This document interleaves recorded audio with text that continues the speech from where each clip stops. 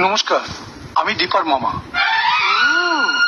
আপনি সে ঠকবাজ চললো যিনি আমার ছেলেকে অমন ভালো মানুষ পেয়ে এই হতচ্ছাড়ি নচ্ছার মেয়েটাকে ওর হাতে তুলে দিয়েছে। মা, তুমি চুপ করো।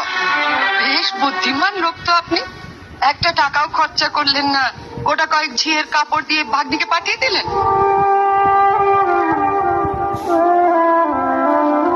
মার কথা কিছু মনে করবেন না, আপনি ভেতরে চলুন। মনে করবে কি? অন্যায্য কথা কিছু বলেছি যে মনে করবে? শুনুন, আমার ছেলের বিয়েতে আমি ভেবেছিলাম একটা ফ্রিজ, একটা টিভি।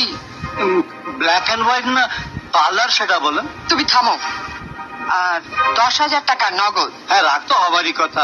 ওই 10,000 টাকা পেলে আমার গিনি এই বুড়ো বয়সে গলায় একটা নেকলেস গড়াবে ঠিক করেছিল। তুমি চুপ করবে? বেশ, চুপ করলাম। এবার তুমি বলে ফেলো, তুমি কি কি আশা করেছিলে তোমার 3 বারে হায়ার সেকেন্ডারি পাশ করা ছেলে